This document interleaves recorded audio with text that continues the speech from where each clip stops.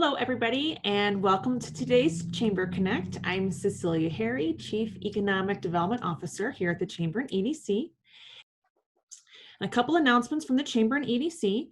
We wanted to give just a brief update on the Regional Recovery Council efforts that we are leading in partnership with several other community organizations, including our Public Health Department at El Paso County, partners in the nonprofit space, our economic development leadership at the City of Colorado Springs and El Paso County, and lots of other experts and volunteers helping us in that space.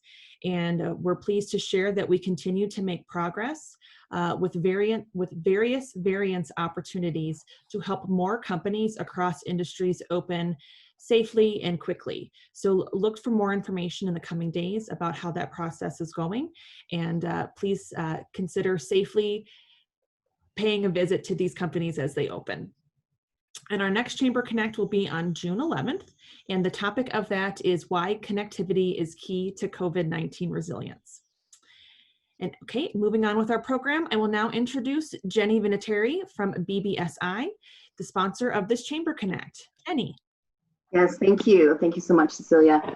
Hi, everybody. Thank you for joining us today. I'm Jenny with BBSI, one of the sponsors here. And what we do is we work with small to mid-sized business owners and understanding their story. And we're a local team of subject matter experts here in Colorado Springs that partner with our business owners to, again, take a look at what their growth path is going to be, what their intent is, and leveraging our knowledge and expertise to support them in the areas of HR, payroll, workers' compensation. We're self-insured for that, as well as talent acquisition so that we can assist them in their growth. So we're very blessed to be able to do that for them and with them. So thanks again. All right, Jenny, thank you. And again, today's topic is mitigating employer liability as we return to work. And I am going to introduce our speaker, Gary Kramer. He is an attorney in Colorado Springs. And since 2013, he has maintained a solo law practice here, specializing in employment law. He advises and represents employees of private sector employers and businesses of all sizes, and in all matters related to federal and state law claims deriving from the workplace and the employment relationships. Various areas of specialties there include workplace policies and procedures, discrimination, wage and hour matters, employment agreements,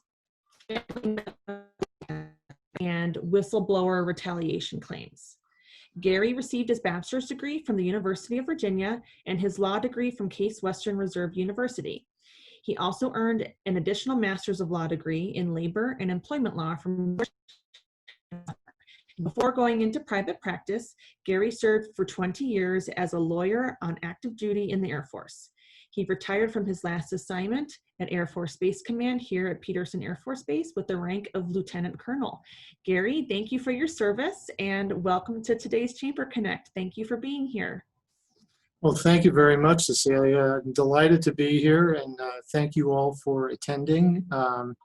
As I look at the participants, I'm not sure if I recognize everyone, but I certainly see Gina Kolchitska out there. Hi, Gina. Again, Gina is also a lawyer at the Regional Building Association, and I know if I say something wrong, she's going to correct me, which is good because I'm not always perfect. Let me go ahead and share my screen so that I can tell you a little bit more about myself and my practice, in addition to what Cecilia already indicated. Give me 1 second, and then I'm going to share that. Okay.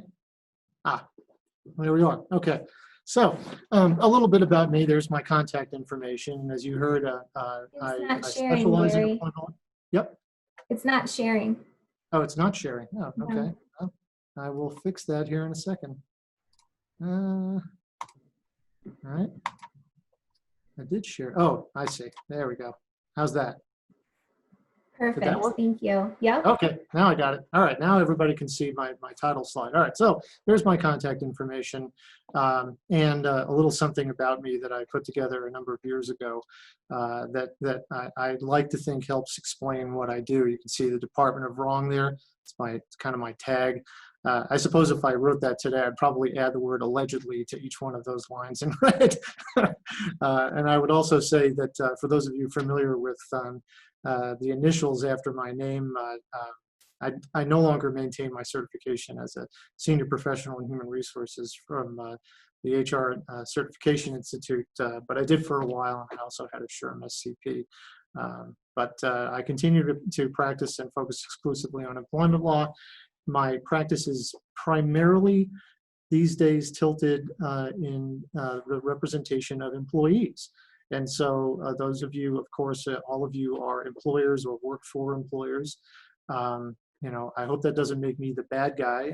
As far as I know, I'm not currently in any sort of a dispute or litigation with any of the Chamber's members, and I hope not to be, quite frankly. I would very much like, and I say very often, that I would like to work myself out of a job. I would like to try to help businesses, particularly small businesses that have less access to legal resources and support, to avoid problems before they start, and to help navigate their ways through compliance with employment law. This stuff is not easy.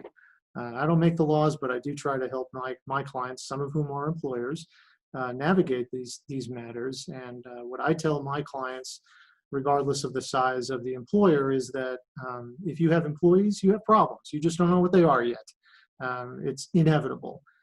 So even a very small mom and pop operation with 1 or 2 employees should have some access to obtain employment law advice. And I don't care whether that's me or any of my colleagues, or also for those of you who are members and participate with Employers Council. I highly recommend that as a service. And I know, go to the next slide.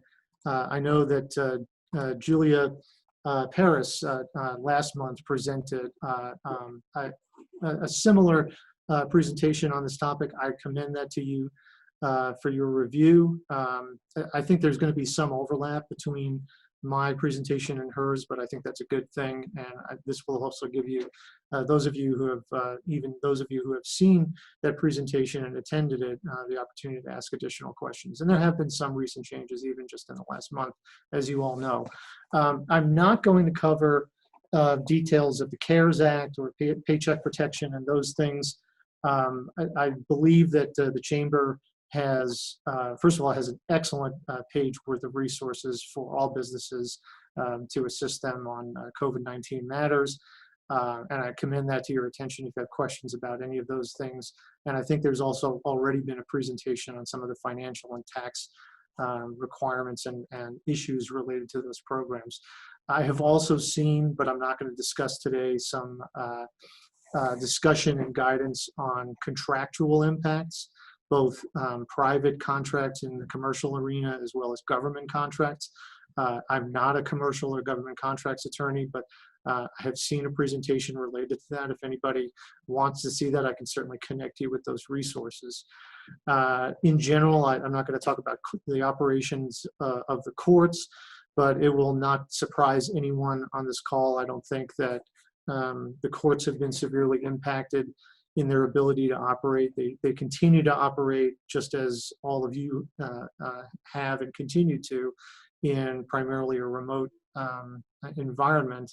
But civil litigation, and in particular the litigation of the sorts of cases that I get involved in, has been extremely slowed. I should have added that the operations of other administrative agencies has also been affected. Obviously, the Colorado Department of Labor and Employment, the U.S. Department of Labor, the Equal Employment Opportunity Commission, Colorado Civil Rights Division, for example. All of them are impacted. The vast majority of those people are working remotely as well. I will say that as to the administrative agencies, they're just plugging along. I have even done several mediations remotely with the mediators assigned to those agencies. So things are perhaps from that perspective not as bad as they might otherwise seem. A quick disclaimer, I am a lawyer, but I'm not your lawyer, at least not yet. So I'm not trying to provide any specific legal advice to anyone or any employer today, or establish an attorney-client relationship. And to be honest with you, I really don't know everything, but I try to stay on top of the issues. And so I do encourage you, of course, in the chat to ask questions and or even just make observations. I expect someone today, or if not more than one person, will inform me about something that I didn't know before. So I expect to learn something too. Okay. So let's look at kind of where we are at. This is a little text heavy, but I'll just run through it with you quickly. As you all know, seems like forever ago, on March 26th, Governor Paulus issued his executive order, which required all citizens in Colorado to stay at home. And that order contained a plethora of exemptions for what were termed critical businesses. That's the term that the executive order uses. The other term that seems to be very prevalent is this phrase, essential businesses. I don't particularly like that. I would just say authorized businesses, but I don't like to make the value judgment about whose business is more important than anyone else's. But as you all know, there were a slew of businesses and categories that were permitted or exempted from the requirements of the governor's order and the accompanying public health order, and everyone has been attempting to navigate their way through it since that time. Now, if you look at the history of the executive orders and public health orders since that date, which are available on the colorado.gov website, you'll see that we've gone from executive order 17 all the way to the most recent iteration, which is 79. So you can see there's been, what, 62 orders in the space of the last 6 to 7 weeks. It's really incredible. So the very latest that we have is this number 79 and the accompanying public health order that was issued as of last, what was it, 10 days ago, not quite 10 days ago, May 25th. And now we are finally back to allowing restaurants, some limited indoor dining and outside dining. We're still dealing with the 50% occupancy that was levied on even office-based businesses during the stay-at-home order. And I'm glad to see that restaurants are now able to get out of just delivery and takeout. I'm sure everybody on this call who is associated with or works for a restaurant in any way involving food service will appreciate that. And I hope that they are all able to survive this very difficult business environment. One note that I don't think has been emphasized very much and has been the subject of some discussion in my community, which is to say the employment law community, is the order number 44, which was last month, April 26th. That particular order contains some very interesting language about what the obligations of employers are. Now, before I talk about what those obligations are, let me just say that the fact that the governor issues an order that says this is what employers in Colorado are required or expected to do, that's not necessarily, I mean, it's not a piece of legislation. It's not something that's been passed by the legislature. It's not a law, but it is an executive order. And it's an executive order that has some self-executing enforcement authority. So we found it interesting that it said and says that employers cannot require vulnerable individuals, and there's a definition there that I think you're already familiar with, vulnerable individuals to perform in-person work for any business, including a critical business. So vulnerable individuals are, well, first of all, immune suppressed people, of whom there are probably many. They include some cancer survivors, people who are experiencing cancer, other people who have immune deficiency disorders, or who may be, I have one client who's a transplant recipient and who is permanently immune suppressed. And people who are 65 or older, and there's a number of other folks in that category. So I wonder what would happen, right, if an employer did require a vulnerable person to come back to work. And we'll talk about the return to work requirements here in a minute, but I think it's important to understand that that's what the governor's order says.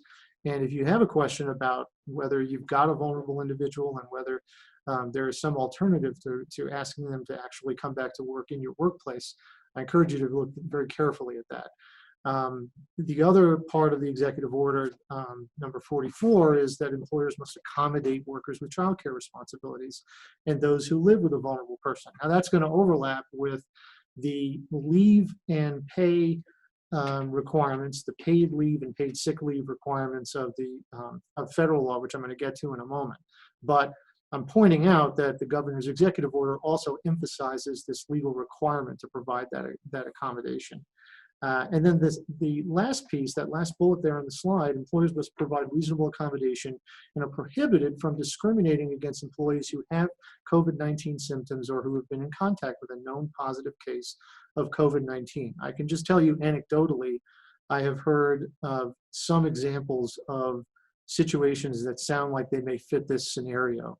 Again, I have no idea whether that's any of the members of this chamber or any businesses even in Colorado Springs necessarily, but I have heard anecdotally of some instances of that. So I would just simply say in general, this stuff is tough. And if you're an employer and you don't have an employment lawyer like me or one of my colleagues on speed dial, I think you should. And if you don't and you are facing an issue like this, please don't try to navigate these issues by yourself. I would much prefer to help, again, much prefer to help employers try to avoid these problems and comply with the requirements than to see them that, really kind of what I think they do is they default to the mode of making a decision, which is what business people do, is they make decisions. And they think sometimes that they will go and obtain legal advice if and when they feel that they need it. And the problem is one of not identifying early enough when they need to seek legal advice. The earlier, the better. And it's almost always earlier than you, the businesses, believe is necessary. So it's like I always say, and this goes back a long ways, for those of you old enough to remember, this is the Fram oil filter commercial. Pay me now or pay me later. And it's not about the money. It's about trying to avoid the more expensive and difficult problems. Okay. Next slide. I said I was going to talk about the leave requirements. So this has been a big roller coaster. We started with the Colorado Health Emergency Leave with Pay regulations promulgated by the Colorado Department of Labor and Employment. And those were in effect for a very short period of time. They were effective as of March 11th. And then they were superseded by the Families First Coronavirus Response Act, except that those rules still do apply for employers with over 500 employees. I don't know that any of the chamber members have over 500 employees. I suppose they might. There might be a handful in this community, but for the vast majority of you, and Emma, this might be a good time to post that poll. To ask our participating members, what size employer are you? Are you, less than 10 employees, between 10 and 25 employees, or more than 25 employees? I'm curious about the size of the employers who are represented, at least in the group that's participating today. So going back to FFCRA, where we are at now, while the Colorado health rules said, well, you got to give somebody 4 days of paid sick leave if they think they've got COVID-19 or they're being tested for it. Now you've got the much more robust federal law, which says for those employers with less than 500 employees, that if they test positive, they have to have up to 2 weeks of paid sick leave at the regular rate of pay. If they are actually subject to a quarantine order, meaning that they have tested positive or they're displaying symptoms, experiencing symptoms, and they're waiting for a test result.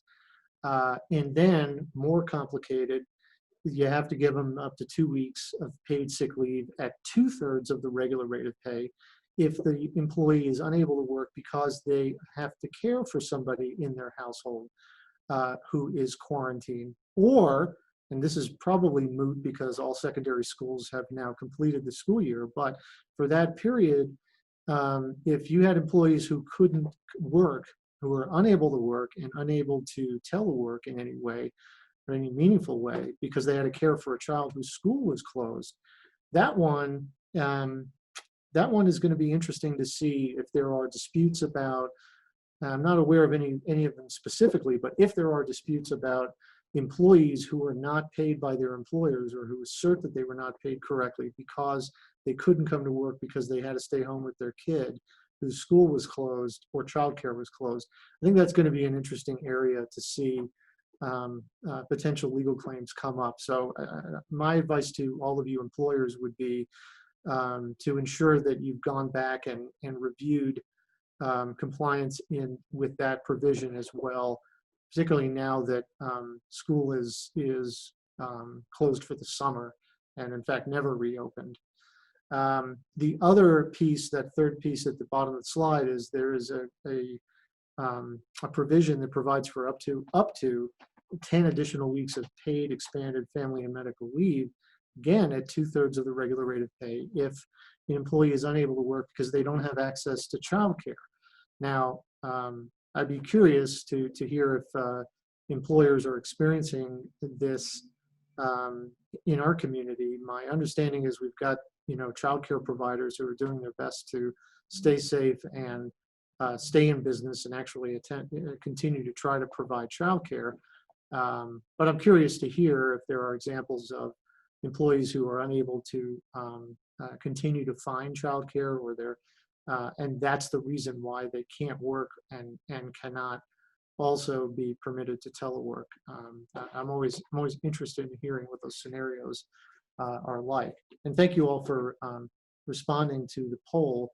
It does look like we have a pretty good chunk of people who work for employers that have more than 25 people. So congratulations to all of you for working for what I consider to be comparatively larger employers here in Colorado Springs and the greater Front Range. I'm going to go to the next slide. And I want to talk about just, we've heard lots and lots and lots about unemployment claims, unemployment benefits. There's been lots of media coverage about the Colorado Department of Labor and Employment, Unemployment and Insurance Division, and its ability and attempts to expand its abilities to process the tens of thousands of additional unemployment claims that were submitted, particularly in the first 2 weeks of the COVID-19 crisis. I'm hopeful that as we now are returning to work, at least some people are and some employers are, that bow wave of claims is going to pass. But I'm still hearing that there are lots of people who are continuing to attempt to communicate with CDLE, who are attempting to find out the status of their claims. And I know that CDLE is working like gangbusters to try to address all of those concerns. I will say one thing in general about unemployment claims, and I'll share with you the advice that I generally give to my employer clients. Before we had COVID-19 and this current crisis, I would occasionally be in a position of advising an employer who wanted to contest an unemployment claim by a former employee. Let's imagine the scenario that the former employee was fired for a reason that the employer believed was valid. I generally advise, and I don't know that every lawyer would agree with me on this, but I generally advise employers not to spend a lot of time and resources to contest unemployment claims, because first they can, it sometimes can result in them providing evidence that the employee and that employee's lawyer, who is sometimes me, can use later in a legal dispute. First. Second, I think a lot of employers, especially smaller employers who don't experience or don't respond very often to unemployment claims, have a mistaken belief, an understandable but mistaken belief that they, the employer, pay the unemployment benefits to their former employee. And that's false.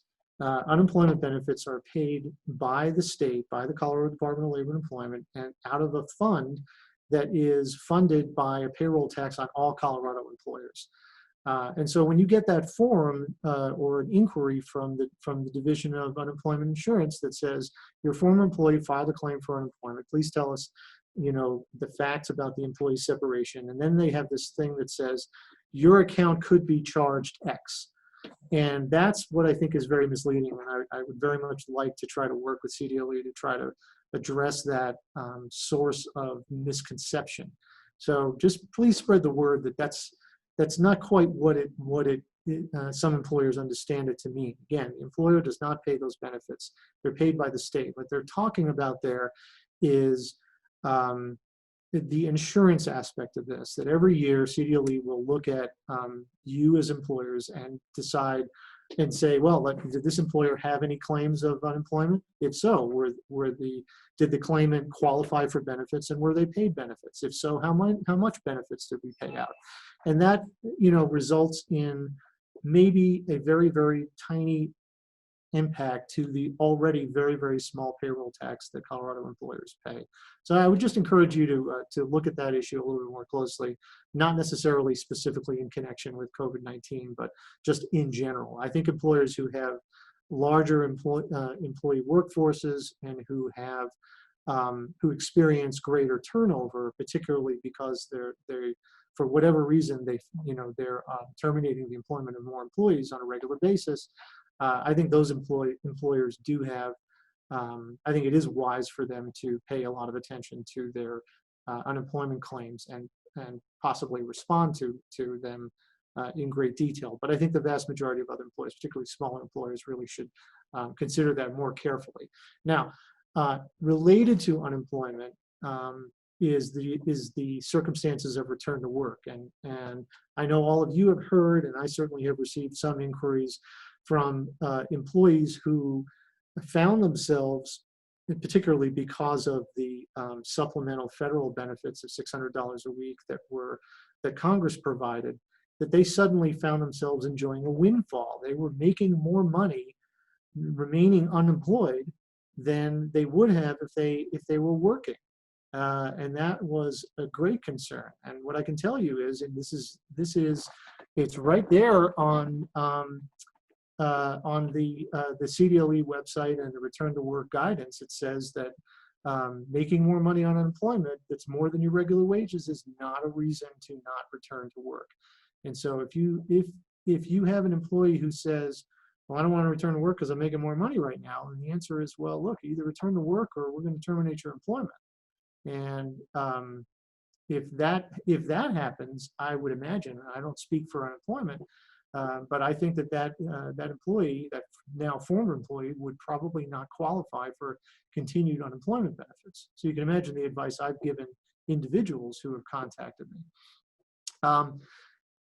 In connection with return to work, there are mask wearing and other infection control requirements. I know you're all familiar with those, and I encourage you to look at those very closely. The ones we're hearing the most about, of course, are, do the employees have to wear masks? Well, the answer is yes. The public health order says that employees of critical businesses who work in close proximity to other employees or with the public shall wear masks. And employees who come into contact with customers or goods should wear gloves.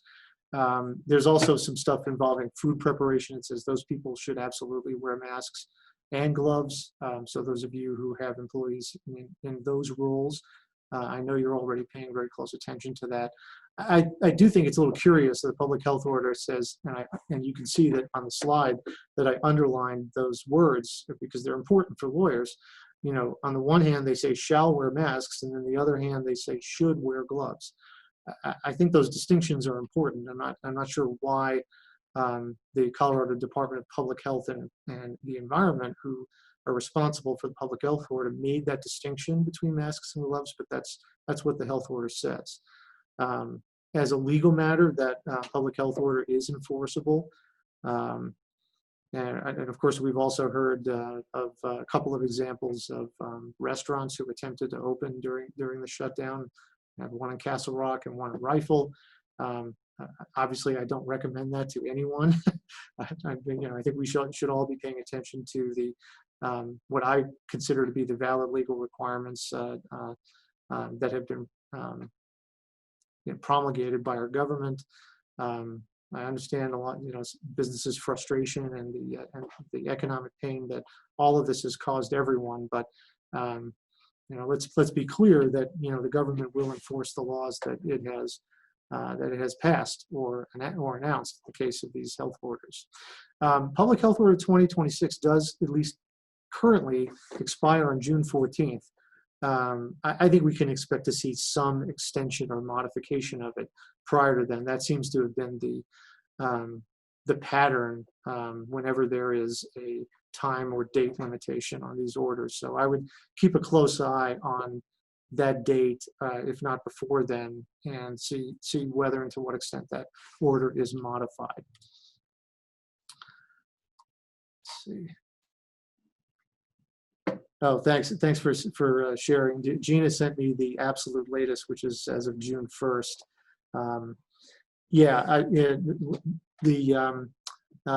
What I was citing before, if I could go back for a second, was where we got to the point where we were reopening. So Gina, you're absolutely right. There's a even more recent iteration of the governor's orders and the public health order as of June 1st.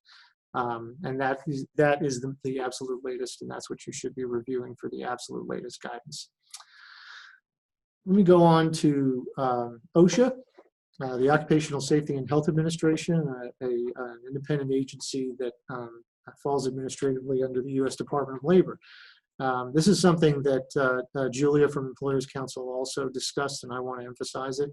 I think some employers are not always as aware of the fact that they are subject to OSHA jurisdiction, and particularly smaller employers may not be as aware or even not aware at all.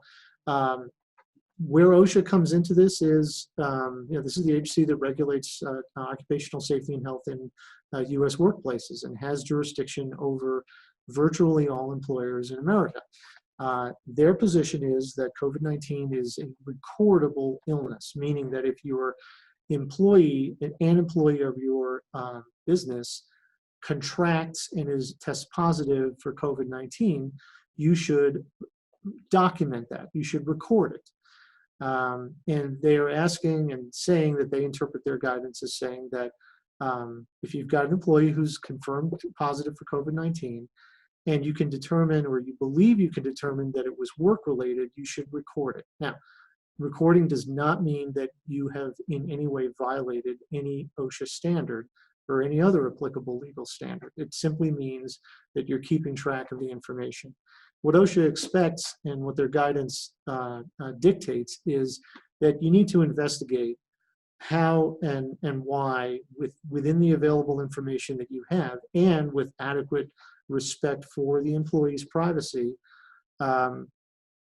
examine whether and to what extent your employee may have contracted this illness as a result of their work activities, or whether maybe they were exposed off work.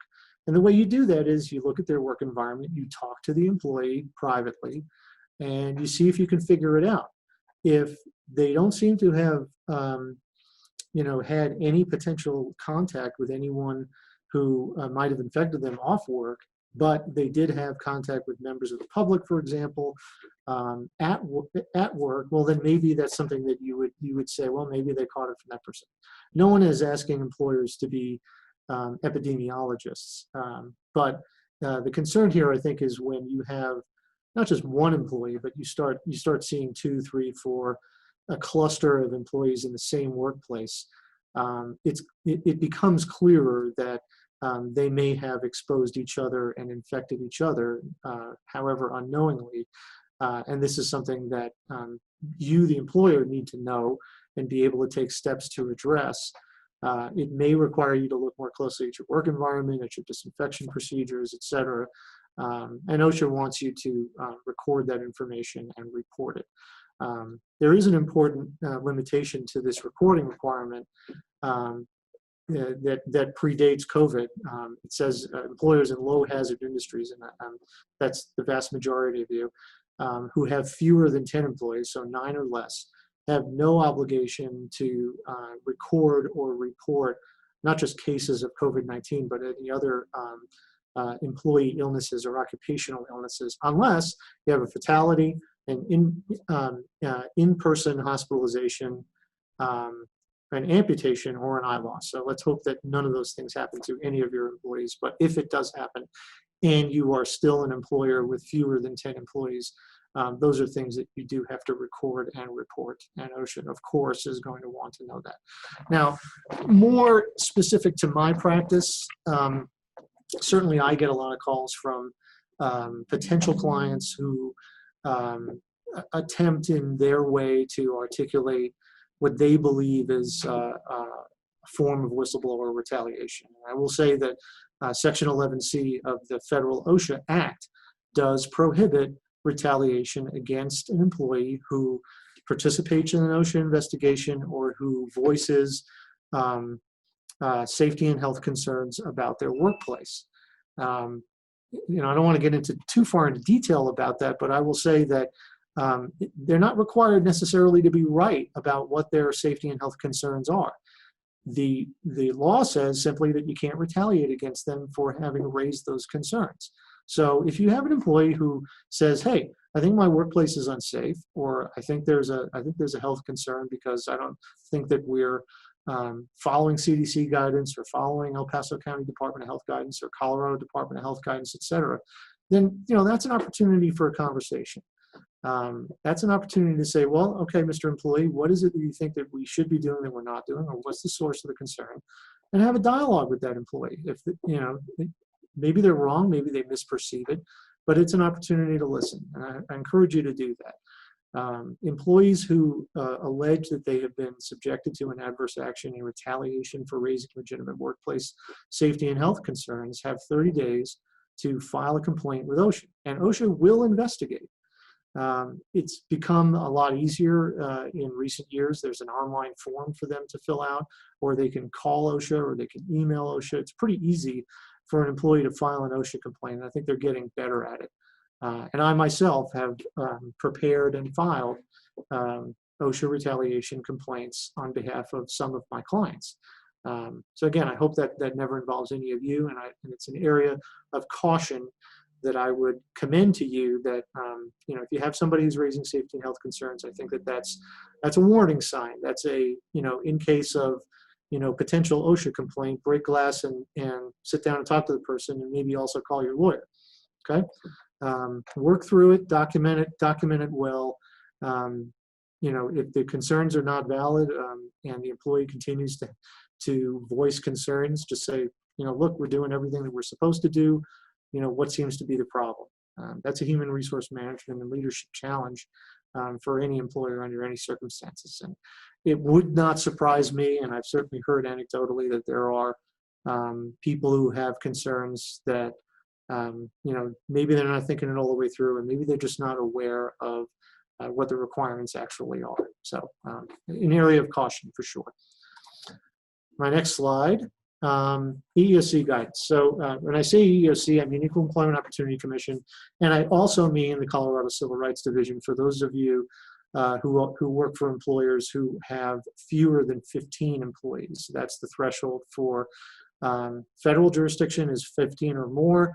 Below 15, in other words, 14 or fewer, you're still subject to virtually the same law with some minor variations under Colorado state law. That's the Colorado Anti-Discrimination Act, or CADA. In this area, primarily what we're talking about is disability-related concerns.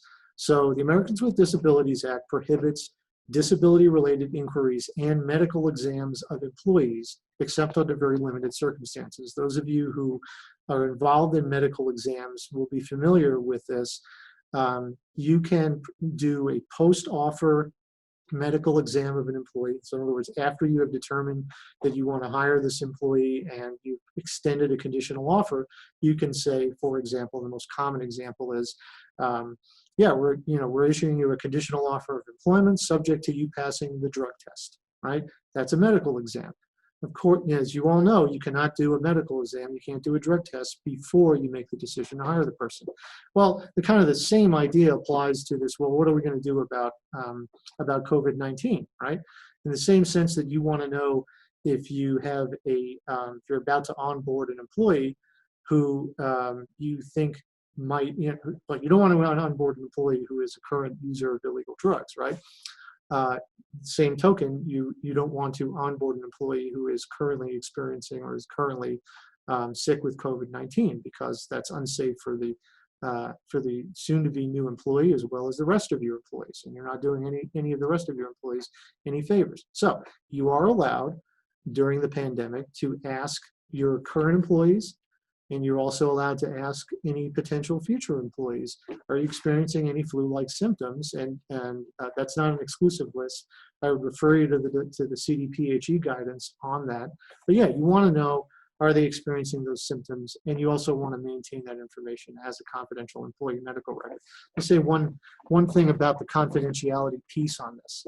So I've heard, and I'm involved in several situations where, if somebody goes out sick and they're experiencing these symptoms and they say, hey, I'm experiencing these symptoms, I think I might have COVID-19, I'm going to go get tested. Okay, great. Let the person go get tested.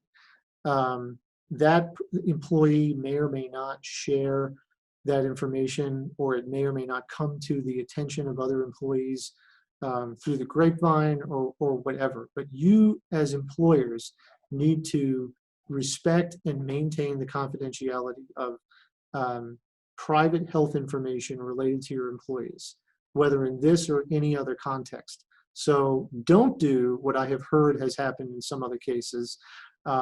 Dear everybody, I heard that Sally, might have COVID-19. She's going to go get tested, and everybody needs to know that if they were exposed to Sally, that they might want to get tested too.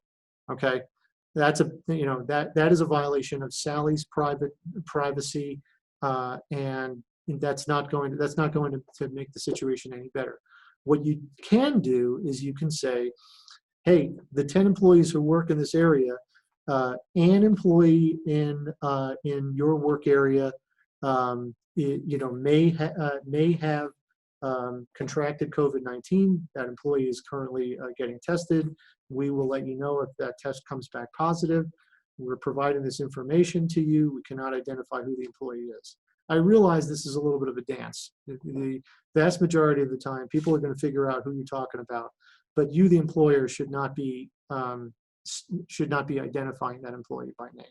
Respect the privacy and confidentiality of that employee at all times, and don't be the source of letting everybody else know what's going on with their private health.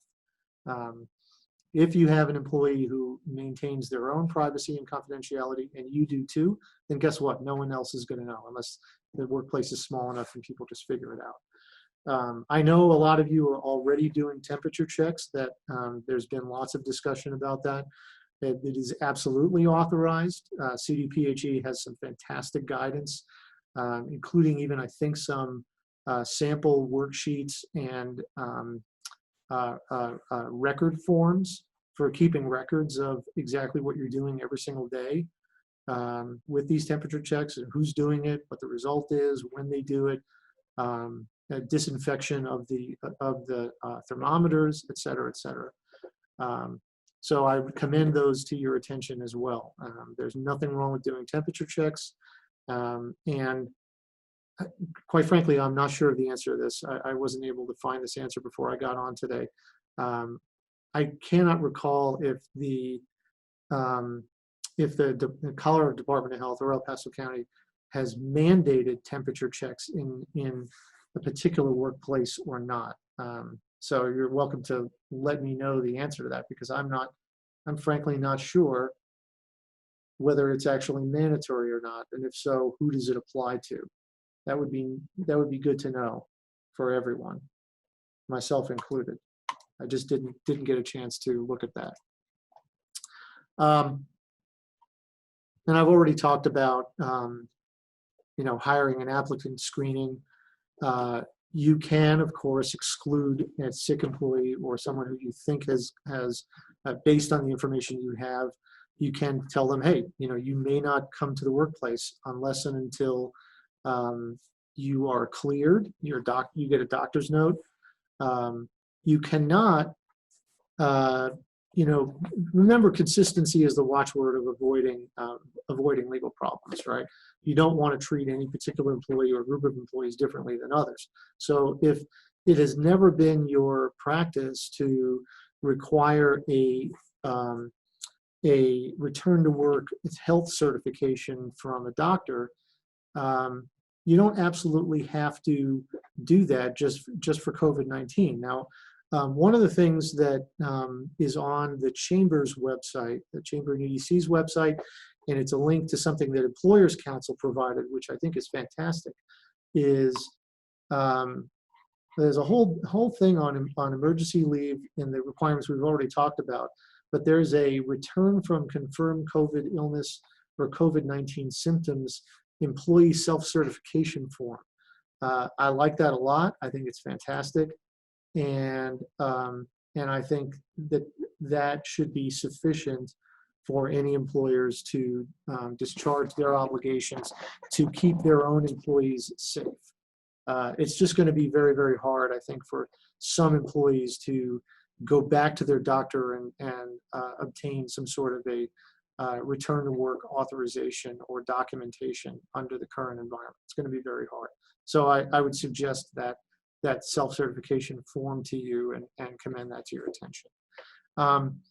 Let me ask, and Emma, if you can poll this, I'm curious if among the participants today, how many are in an employer, work for an employer or in a workplace that has actually had an employee who tested positive for COVID-19 or lives in a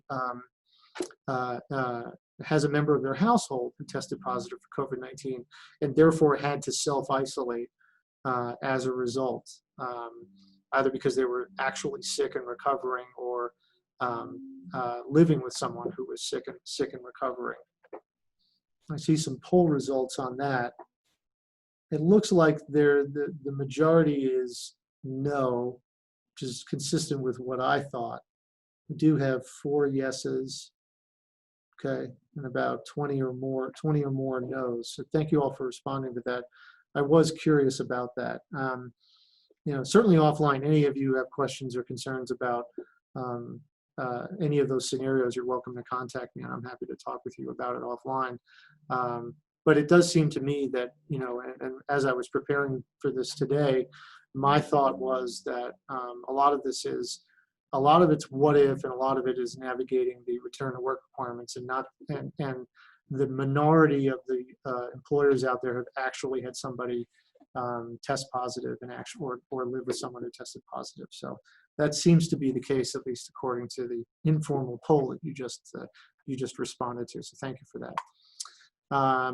Next piece, just a really brief mention of wage and hour law. You employers were already fully involved in complying with the most recent iteration of Colorado's minimum wage standards and overtime law, which is the Colorado Overtime and Minimum Pay Standards Order number 36. That, as you all know, that order is a vast overhaul and revision of Colorado law on wage and hour.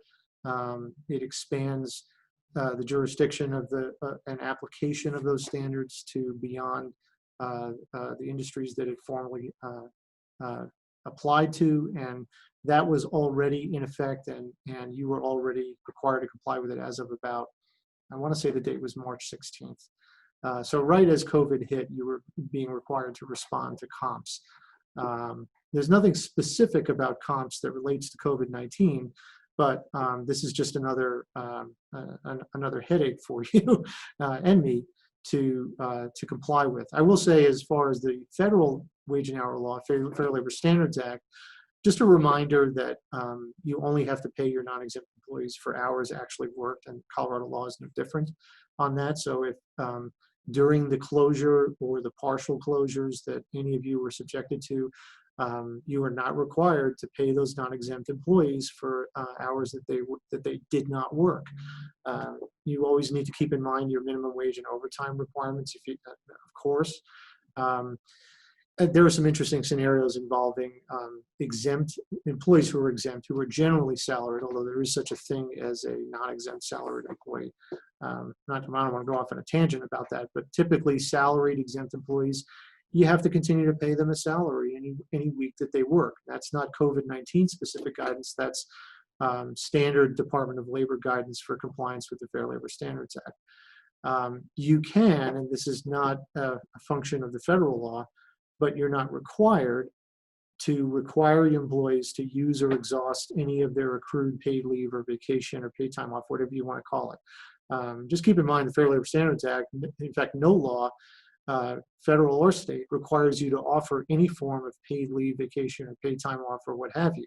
But if you do provide that as a benefit, you can, in connection with COVID-related absences, require employees to use that paid leave that you provide to them, that you otherwise provide to them. It's in that sense, it's really the same thing as the rules that apply to FMLA leave, right? FMLA leave is unpaid, but you can also, at the same time, require an employee who has applied for and been granted FMLA leave to exhaust their accrued paid leave before they go out on unpaid leave. So it's really just the same rules, okay? Quick note on workers' compensation. So earlier I was discussing the recording requirements and kind of what happens and what OSHA expects you to do if you have somebody actually contracts COVID-19. You think it might be work-related.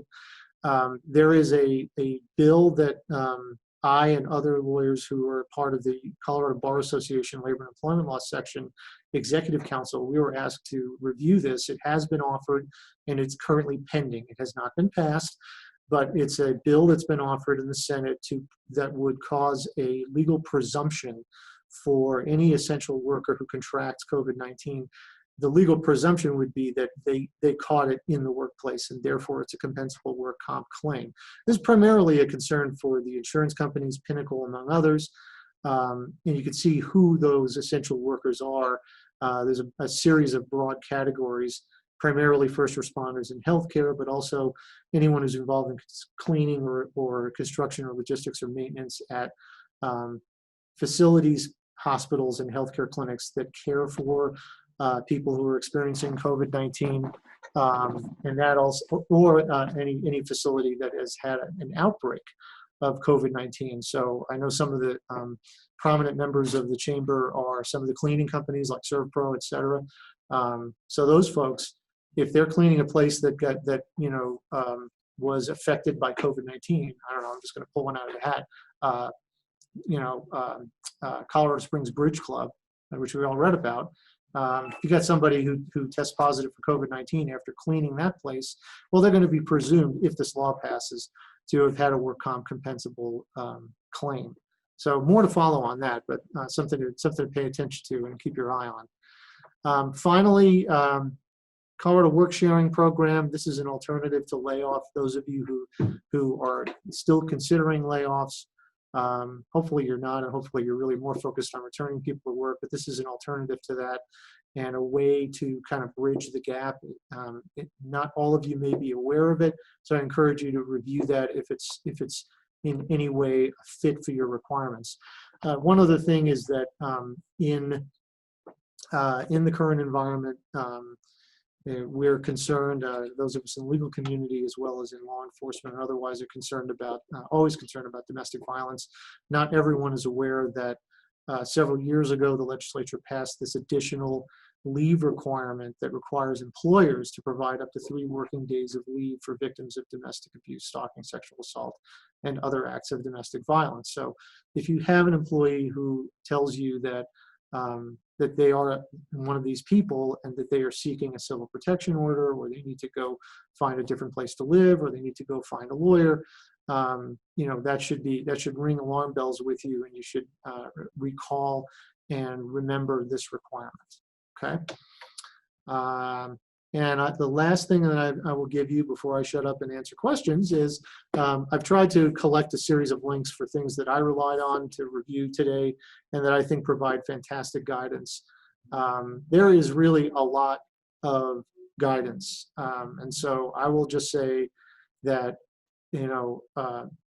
every single COVID-19 related question that you can think of, I think has been asked, is one of the frequently asked questions, or has been anticipated by one or more of the agencies that we've discussed today. I would be surprised, nothing would surprise me, but the wealth of information that's available to you is what you should be looking at before you make any decisions. So, going back to one of the things I said at the very beginning, if you're an employer who's used to making decisions on the fly and needs to operate your business because that's just how you're used to doing it, in this environment, I would say, whoa, stop, don't make any decisions, don't do anything unless you can say to yourself, I've spoken to a lawyer, I've spoken to my lawyer, any lawyer who is competent in this area, and I've reviewed the applicable guidance, both from the agencies as certainly the guidance and all of the resources that the Chamber and EDC provides. I think those are all the ways that employers are going to navigate their way through this crisis, and they're going to avoid any type of unfortunate and otherwise avoidable litigation. Okay, so Emma, let me see if I can navigate to questions, and let me know if there are things that people posted in the chat that I can answer. Yeah, so the first question, Gary, and it's a long one. Okay. Gary, a question specific to EOD 2020-091 issued as of 6/1, which has language consistent with previous EOs as follows. I direct the Executive Director of the Colorado Department of Labor and Employment to extend paid leave coverage to up to 2/3 pay for 14 days if a worker has tested positive for COVID-19, has symptoms, or has been directed to quarantine or isolation. What does the extend paid sick leave coverage language mean for employers considering the paid sick leave requirement is in effect notwithstanding through 12/31/2020 or until further orders? Looking at it right now, so first of all, thank you for your question. It seems to me that statement completely overlaps with the FFCRA. I mean, you're already required under federal law, unless you're an employer who has more than 500 employees, you're already required under federal law to provide those 14 days up to 80 hours of paid sick leave for those circumstances or those groups of people, right? So I see what you're talking about. It's item G on page 5. I think that is going to just overlap with the federal law as I read it. To cover individuals returning to work under this executive order extends the paid sick leave for up to 2/3 pay for 14 days. Yeah. To be honest with you, actually, I think the federal law provides a larger requirement, because the 2/3 pay, if we go back to this, if you have an employee who is quarantined or experiencing COVID-19 symptoms, they get 2 weeks of paid sick leave at their regular rate of pay, not 2/3 pay. They only get the 2/3 if they have to care for somebody else who is quarantined. So it seems to me, and it's a curious provision, it seems to me that it overlaps in part and is also superseded by the federal paid sick leave requirement. And so I would say FFCRA trumps, but because the executive order directs the Colorado Department of Labor and Employment to promulgate or modify temporary emergency rules, at least as of today, I don't believe that they've done that yet, or if they have, I'll circulate that regulation, but I have not seen further modification of those temporary emergency rules. By the way, that's the same citation, 7 CCR 1103-10. That's the Colorado Health Rules that CDLE promulgated way back on March 11th. So in part, I think it's harmonizing, but not entirely, the Colorado rules with the federal rules. But yeah, I think the only difference is going to be for those employers that are not subject to the federal requirements. So I hope that answers your question. Emma, what's next? The next one is, we expect our staff to have to begin traveling for work in the near future. What sort of risk and/or guidelines do we have with relation to this? Travel, that's a great question. I hadn't really thought that through. It's certainly been on my mind, but I didn't really include it in my slides. Wow, I can imagine being an employer who feels that they need to, put an employee on an airplane to go somewhere. Certainly there are employees, people are flying. First of all, I would say the obvious, which is, I think, you should carefully evaluate the need for the travel, which I know you're already doing. If you really believe that travel is unavoidable and that in-person travel of your employee is necessary for the operation of your business and cannot otherwise be accomplished through some other mechanism or postponed, then yes, you can direct an employee to travel. I'm not aware of any prohibition on that. Of course, I think it depends on where are you asking them to go and what are you asking them to do, and is the requirement for travel and the duties you're asking them to perform at the travel location, within your rights as an employer to require that employee to do. And I think the corollary to this is, well, what happens if the employee says, I don't want to travel? It's unsafe. It's, I can't do it. I'm this, I'm that. Well, I go back to my observations about dialogue. Obviously, you're going to be sitting down with that employee saying, okay, look, we really need you to go, and here's why. We're going to follow the CDC guidelines, and so are you.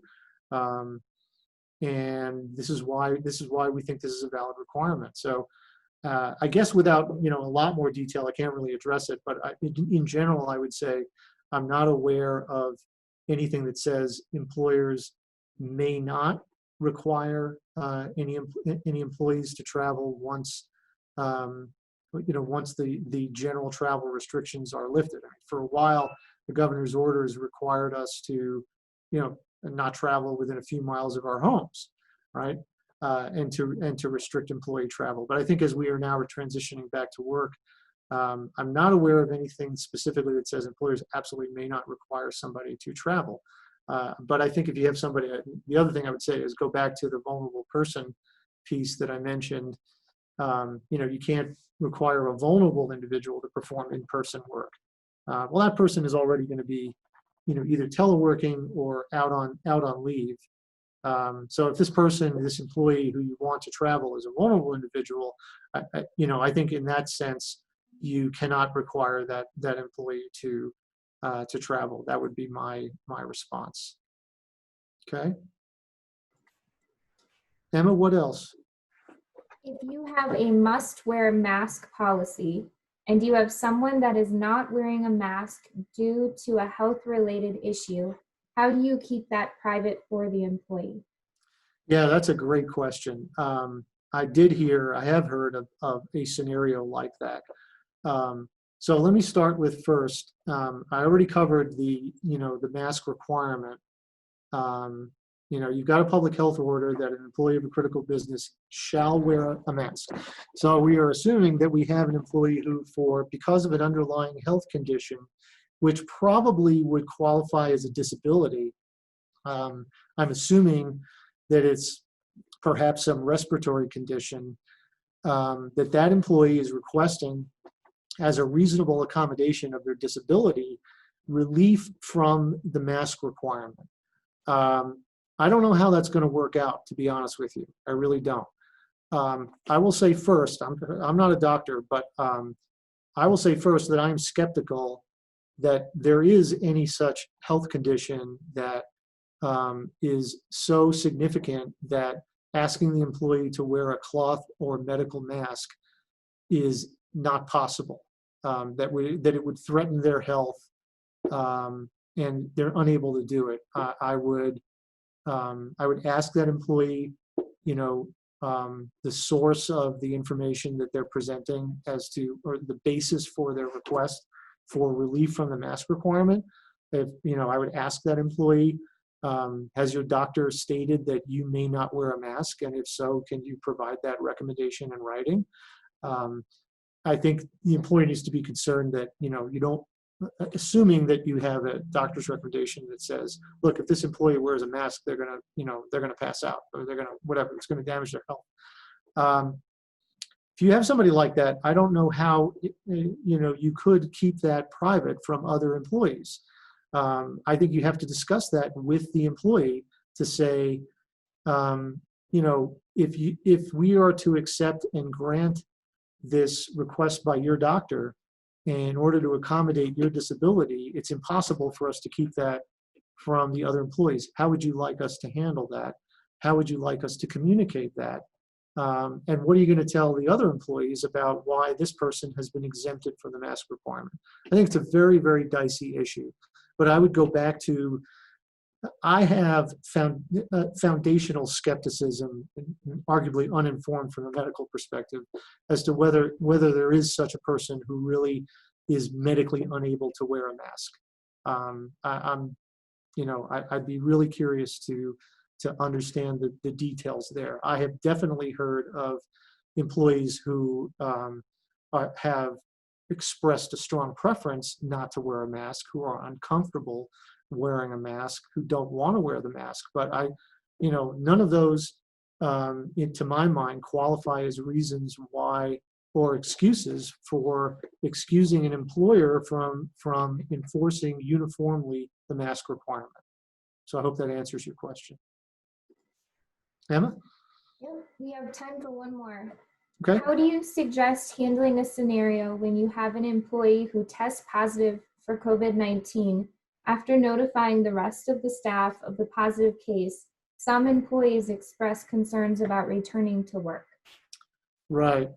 Okay. So, when we were talking about employee privacy and confidentiality and everything, I think in this scenario, regardless of whether the other employees know who it is, and I'm going to assume for the sake of answering the question that the employer has not, as I illustrated, announced to its workforce, hey, Sally tested positive. Okay, but everybody has figured out it's Sally, right? By the way, if there's anybody named Sally out there, sorry. I would say, again, this goes back to the opportunity for dialogue. So you have an employee who has tested positive. First of all, you have an obligation under the OSHA recording requirement to investigate and see if you can figure out whether it was work-related, right? And let's assume that as part of your investigation, you really are not able to determine whether it was, whether this employee contracted COVID-19 at work. And it seems more likely it's just completely up in the air. It's indeterminable. Maybe they got it at work, maybe they didn't, maybe they got it from somebody in the community. You just don't know, right? So you have all these other employees who are like, well, I don't know if my workplace is safe because somebody tested positive in my work. All right, well, I think the answer is, this is a cleaning and sanitation issue, right? You're going to go in, you're going to ask your cleaning staff, or you're going to take all of your disinfection procedures, and you're going to go in and you're going to clean the hell out of that employee's workstation.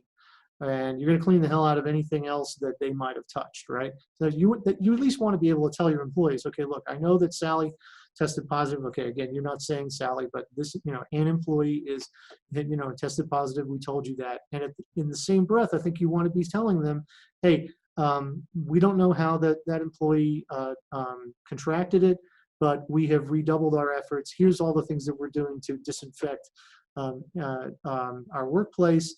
These are the procedures that we're using to control the possibility of infection and transmission of this disease in our workplace. All of our employees are, wearing masks as required. We're doing all these things, right? And so therefore what you're doing is you're telling that employee, all those employees who express concerns, look, there is no valid reason for you to be concerned. We understand why you're concerned, but we are reassuring you that as far as we're concerned, we've done everything that the CDC guidelines, the state and the county are telling us that we should be doing. We don't believe that there is any risk that you will, contract COVID-19 because one of your fellow coworkers did. I think that's the most that you can say. Now, if you get into a scenario where, that one employee was the first one, and then you have 2, 3, 4 more, I think that causes much greater concern, right?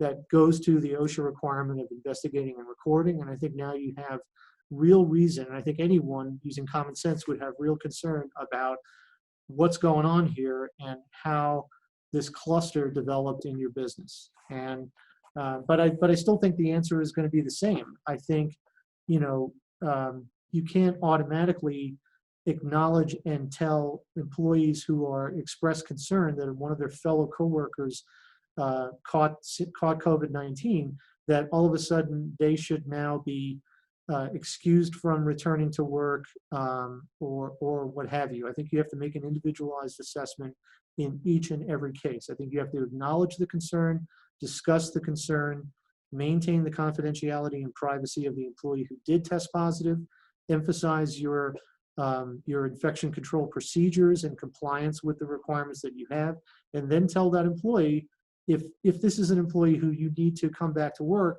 I think ultimately it comes down to, look, we've done everything that we're supposed to do, and we expect you to come back to work. If you don't come back to work, and that's the real unfortunate end to this scenario is, yes, potentially it could result in the termination of that employee.